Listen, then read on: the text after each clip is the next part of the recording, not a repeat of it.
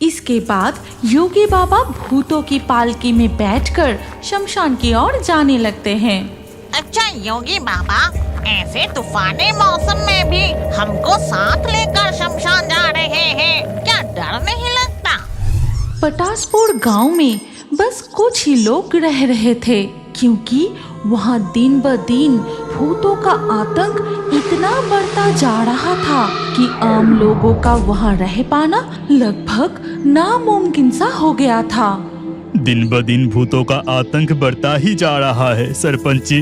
कल ही दीनू की बीबी को भूतों ने ऐसे डराया कि बेचारी तालाब के घाट में फिसलकर गिर के मर गई। अब वो भूत बन के हमारा गला दबाने की सोच रही होगी। भूतों से कैसे छुटकारा मिलेगा? आपको कुछ ना कुछ करना ही पड़ेगा सरपंच जी, नहीं तो हम सबको ये गांव छोड़ना पड़ेगा। अरे तुम सब परेशान मत हो, मुझे एक योगी बाबा का खोज मिला है जो बस कुछ ही दिनों में हमारे गांव में आने ही वाला है। इसके 2 दिन बाद ही उस गांव में एक तंत्र साधक आ पहुँचे। वो थे महान पंडित और तंत्र साधना में निपुण। योगी जी हमें बचाइए, ये भूतों का आतंक हमें और बर्दाश्त नहीं होता। अब तुम लोगों की कोई चिंता नहीं, जब मैं आ गया हूँ कोई भूत पिशाच तुम्हारा कुछ नहीं कर पाएगा, क्योंकि उन सबको मैं अपना चेला बनाऊंगा। इसके बाद योगी बाबा गांव के शमशान में बैठकर अपनी तंत्र साधना शुरू करते हैं।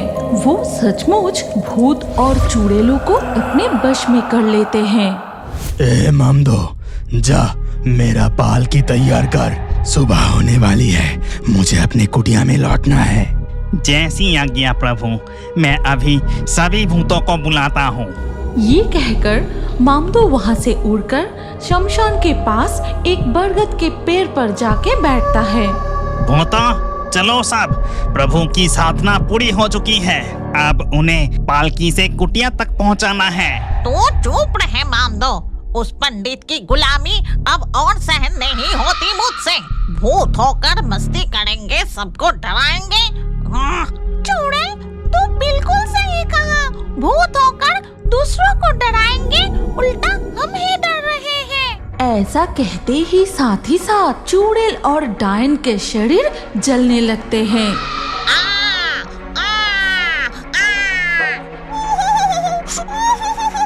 मेरा पूरा शरीर जल रहा है, अरे बाप रे! देखा ना, तुम तो मेरी बात नहीं मानते। जितनी भी दूर से उसकी बुराई करो, वो हमारी बात सुन सकती है, इसीलिए वो जो कहेगा हमें सब करना पड़ेगा। अब चलो यहाँ से। ये कहते ही सारे भूत वहाँ से अदृश्य होकर योगी बाबा के पास पहुँचते हैं। फिर उन्हें पालकी में बैठाकर उनकी कुटिया तक पहुँचाते हैं। ए चुड़ैल, जा मेरे लिए तालाब से पानी ला। जैसे आज्ञा प्रभु, इसके लिए पानी लाना पड़ेगा। जी करता है इसका गला ही घोट दूं। क्यों रे चुड़ैल, चुपचाप खड़ी क्यों है? क्या कुछ कहना है? नहीं प्रभु, मैं अभी जाती हूँ पानी लाने। इसके बाद चुड़ैल पानी लाने के लिए चली जाती है। क्या रे भूतनी, मेरे लिए खाना बनाना है, ये तुझे अलग से बोलना पड़ेगा क्या? जी प्रभु, मैं अभी चूल्हा जलाकर आपके लिए खाना बना देती हूँ। इसी तरह योगी बाबा भूतों को अपने वश में करके रखता है। उधर सारे गांव वाले निश्चिंत होकर आराम से जीवन बिताने लगते हैं। अरे अब तो पूरा गांव भूतों के आतंक से मुक्त हो गया है, तो जिसके वजह से हमें ये शांति मिली, उसे कुछ तोहफा तो देना चाहिए। क्या कहते हो? तुमने बिल्कुल सही कहा भाग्यवान, हमें योगी बाबा को कुछ तोहफा देना चाहिए। मैं कल ही कुछ इंतजाम करता हूँ। ये कहते ही अगले दिन सुबह गांव के सरपंच योगी बाबा के लिए मिठाई, फल, सब्जी, चावल, घी बहुत कुछ लेकर योगी बाबा की कुटिया पर पहुंचते हैं। योगी बाबा, आप कुटिया में है क्या? हम लोग आपको कुछ तोहफा देने के लिए यहाँ आए हैं। सरपंच के आवाज सुनकर योगी बाबा कुटिया से बाहर आते हैं। अरे इसकी क्या जरूरत थी? मुझे जो चाहिए मेरे भूत खुद ला देते हैं। आपको कष्ट करने की जरूरत नहीं थी। ऐसा मत कहिए, आपने हमारी बहुत बड़ी मदद की। अब भूतों की आतंक खत्म होने से गांव में लोग वापस लौट रहे हैं। और ये सब कुछ योगी बाबा के कुटिया के सामने बरगद के पेड़ से देख रहा था सारे भूत और चुड़ैल। देख रहे हो, तुम सब देख रहे हो, उस योगी बाबा के द्वारा हमें वश में करके सारे गांव वाले कैसे जश्न मना रहा है। हाँ, वही देख रही हूँ। ये सब हमसे सहन नहीं होता। एक तो दिन भर योगी बाबा की सेवा करो, ऊपर से ये सब। अब इसका कुछ करना ही होगा, ऐसे नहीं चल सकता। हाँ। तू एक काम कर मामदो, उस योगी बाबा के पास जाके उससे अच्छे से दोस्ती कर। उसी शाम योगी बाबा यज्ञ करने के लिए जब फूल चुन रहे थे तभी मामदो आकर कहता हूँ योगी बाबा, आपसे एक सवाल पूछना था। अब तुझे क्या जानना है? इतनी भी जरूरी कुछ नहीं है, बस यही पूछ रहा था कि आप इतनी रात तक इस शमशान में हमारे साथ रहते हैं, क्या आपको कभी भी डर नहीं लगता? डर क्यों लगेगा? डर लगता तो तुम लोगों को गुलाम बनाता। अच्छा योगी बाबा, आप अचानक भूत प्रेत को लेके साधना क्यों करने लगे?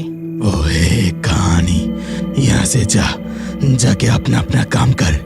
ये कहकर योगी बाबा फूल लेकर कुटिया में लौट जाते हैं और मामदो उस बरगद के पेड़ पर चला जाता है। मामदो, कुछ पता चला? उस योगी बाबा का कुछ ना कुछ कमजोरी जरूर है जो हमें नहीं बता रहा है, लेकिन मैं कमजोरी का पता लगाकर ही छोड़ूंगा। इसके बाद उसी रात को जोरदार तूफान शुरू हो जाती है। इसीलिए योगी बाबा उस रात यज्ञ के लिए शमशान नहीं जा पाते। योगी बाबा, आज आपको बड़ा उदास लग रहा है। ऐसा क्या घट गया आपके साथ जिसके बारे में आप कुछ बोल नहीं पा रहे हैं? है एक कहानी जो मेरे साथ घटा था। ऐसी तूफानी बारिश में मुझे वो घटना बहुत सताती है।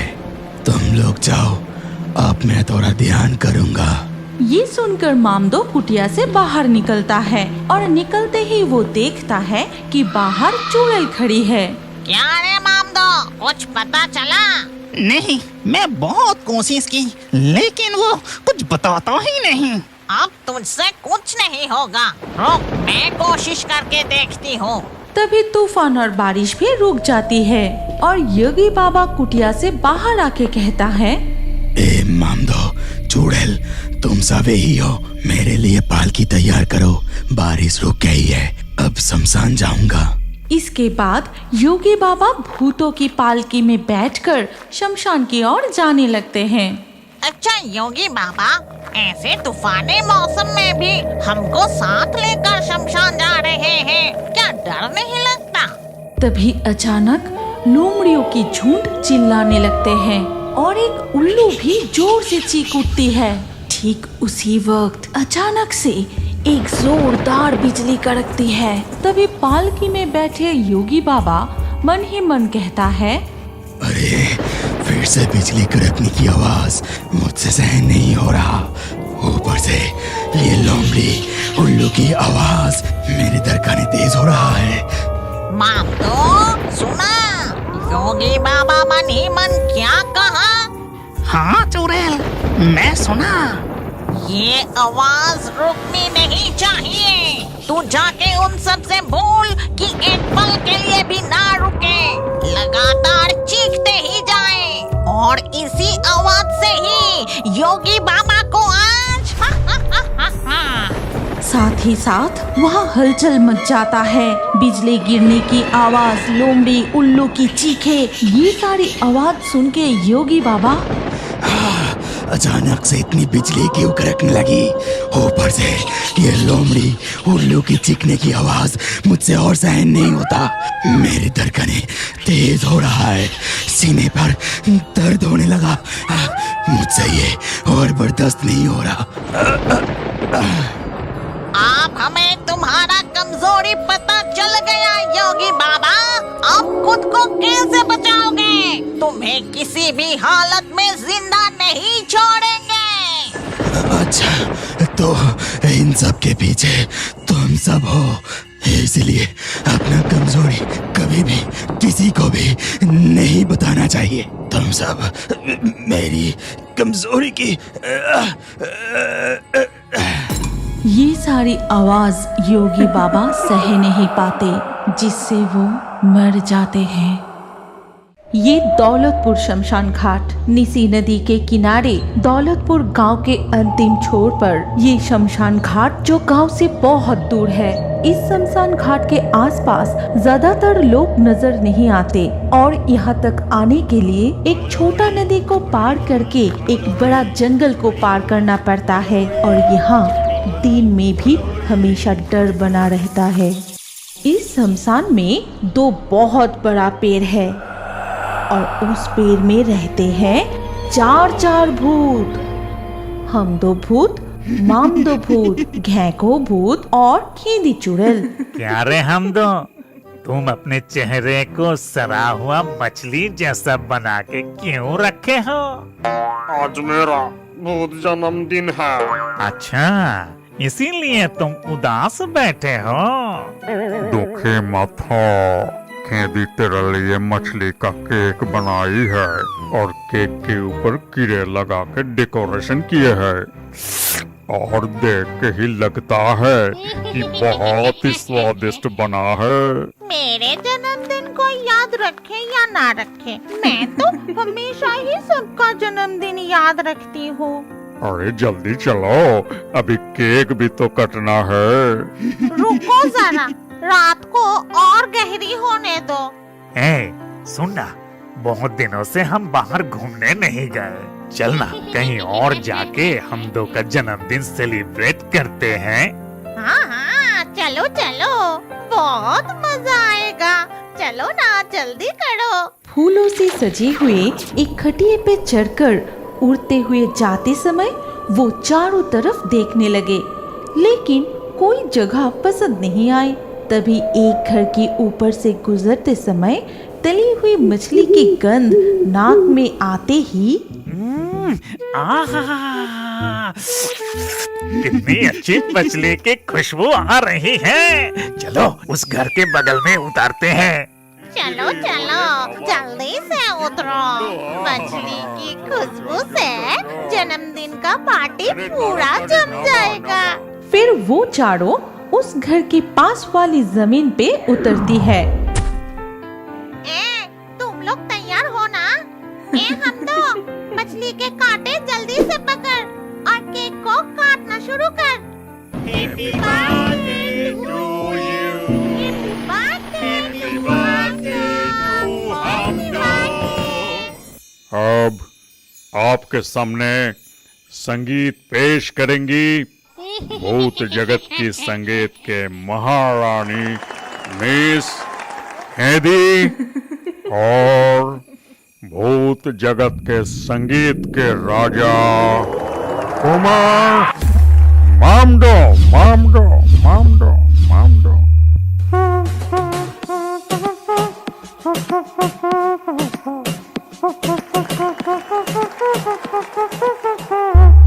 हम सब शमशान के भूत, हम सब भयंकर सारे बदमाशों का तोड़ देते हैं सर।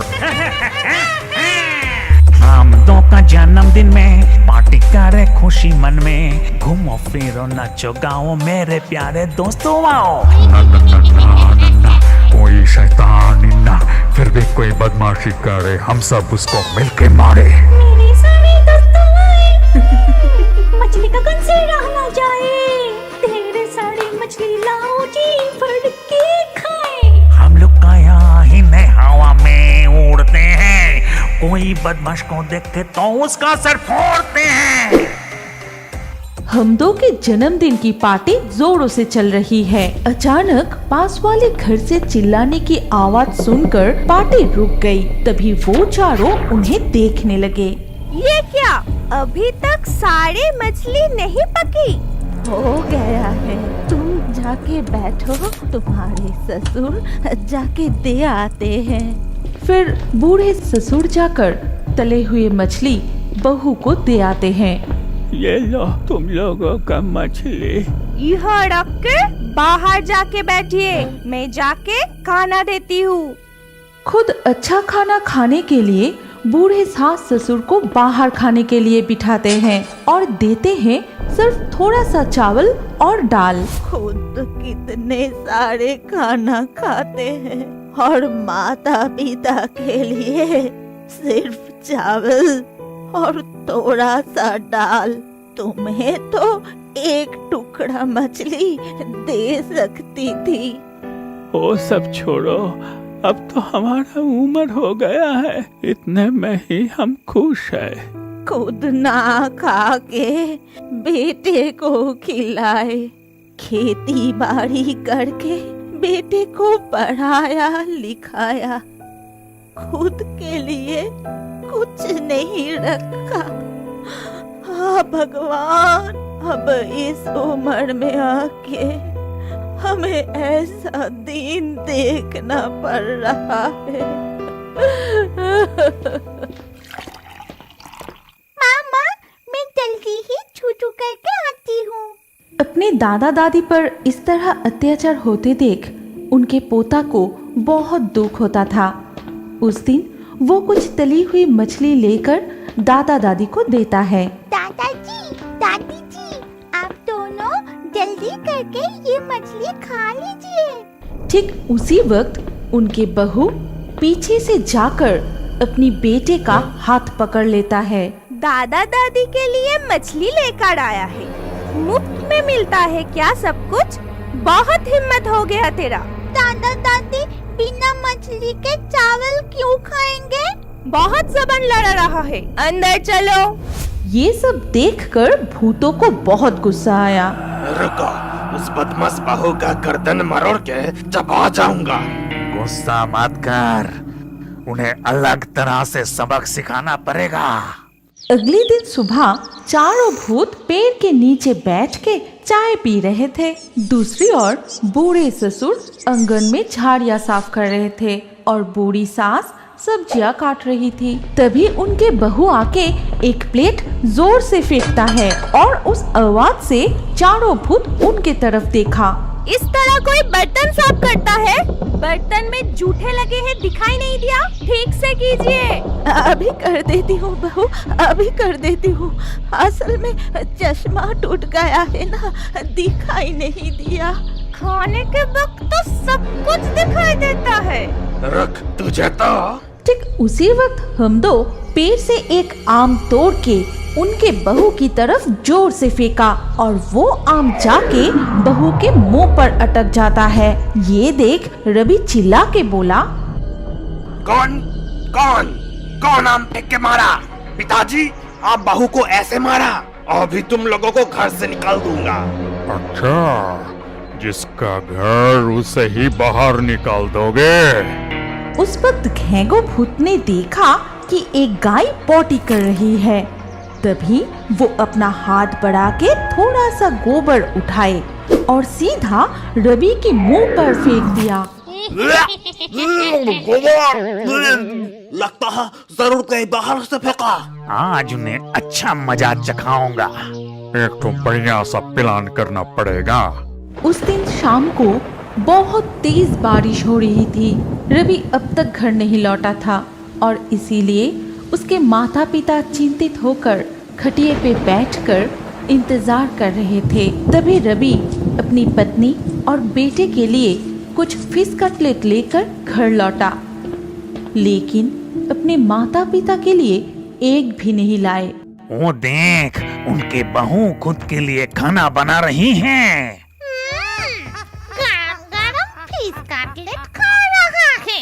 रुको, जन्म भर के खाना खिलाता हूँ। दादा दादी और पोते को थोड़े देर के लिए सुला देता हूँ, नहीं तो भूतों का तांडव देख के डर जाएगा।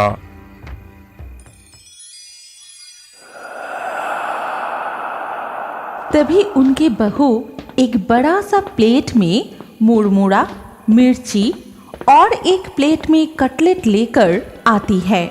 उधर उसकी बूढ़ी सास और ससुर बाहर ही बैठे रहते हैं। इधर जब बहू एक कटलेट उठाने जाती है, ठीक उसी वक्त शुरू होती है और तुरंत ही सारे कटलेट हवा में उड़ने लगे। रवि और उसके पत्नी कटलेट को पकड़ने की कोशिश करते हैं। अरे बाप रे, ये सब क्या हो रहा है?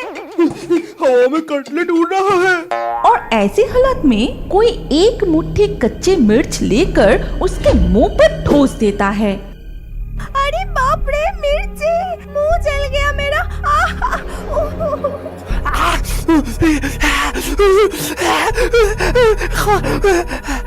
इसके बाद जब वो पानी के बोतल लाने जाती है तो बोतल शून्य में उड़ने लगता है। तभी चारों भूत उनके सामने आते हैं। ये ले, थोड़ा और खा। अपने माता पिता को छोड़ के अकेला कटलेट खा रहा था ना, अब हवा में उड़ के ज्यादा तीखी मिर्ची खा। अरे बाप रे, बहुत तीखा मिर्ची, मुंह जल गया मेरा। बूढ़े माँ बाप से तुम लोग बर्तन साफ करवाते हो। बूढ़े सास से खाना बनवाती हो। जब तक खुद के अपराध नहीं मानती तब तक हवा में ऐसे ही लटकते रहना।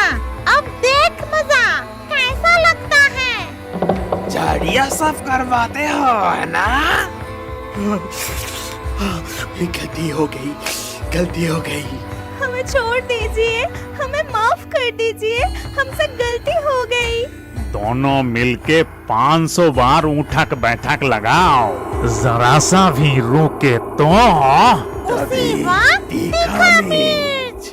दोनों मिलके कान पकड़ के उठक बैठक लगाते हैं। अगर वो एक बार भी रुके तो साथ ही साथ कच्चे मिर्च। और कुछ देर ऐसे ही चलने के बाद वो दोनों जमीन पर गिर पड़े। तभी हमदो और खेदी चुड़ैल दोनों की बाल पकड़कर हवा में उठा लेता है। हमें माफ कर दीजिए, हमसे गलती हो गई है, हमें छोड़ दीजिए। जो माता पिता खुद भूखे रह के मेहनत करके पानी में भीग के अपने बच्चों को बड़ा किया, उस माता पिता को इतनी तकलीफ पहुंचाने में तुम्हें जरा सा भी बुरा नहीं लगा? हमें अच्छा सबक मिला है, फिर कभी हम ऐसा काम नहीं करेंगे, हमें माफ कर दीजिए। हमसे नहीं, तेरे माता पिता से माफी मांग। फिर हमदो और खेदी बेटे और बहू को धक्का देकर माता पिता के पैरों पर गिरा दिया। ला, आप माता पिता से माफी मांगो। ऐसा गलती दोबारा नहीं होगा। बहुत तकलीफ पहुंचाया आप दोनों को, क्षमा कर दीजिए।